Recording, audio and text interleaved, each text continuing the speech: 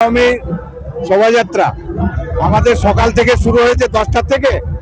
এখন আমাদের এই রামনবমীর শোভাযাত্রা শুরু হতে যাচ্ছে বা শুরু হয়েছে। আমাদের এখন বিরাট যে শোভাযাত্রা, বর্ণাঢ্য শোভাযাত্রা আমাদের শুরু হচ্ছে।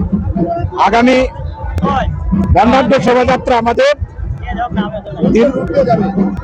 আমাদের এখান থেকে যাবে মোহন হাউস মোড়, মোহন হাউস থেকে আমাদের কালেক্টরেট মোড়, কালেক্টরেট মোড় থেকে ওখান থেকে চৌরাস্তা, চৌরাস্তার পর থেকে ওখান থেকে যাবে নতুন বাজার, নতুন বাজার থেকে খাগড়া চৌরাস্তা, তারপরে ওখান থেকে আমাদের জল ট্যাঙ্কি হয়ে আমাদের বিশ্ব হিন্দু পরিষদ কার্যালয়ে এসে সমাপ্ত শুরু হবে। ওখানে আমাদের সকল শোভাযাত্রা শেষে অস্ত্র নিয়ে আসার জন্য আমাদের কোনো বিষয় আমাদের নেই। কোনো কারোর হয়তো অস্ত্র নিয়ে হয়তো চলে আসতে পারে, সেটা আমাদের দেখার দায়িত্ব আমাদের প্রশাসনের।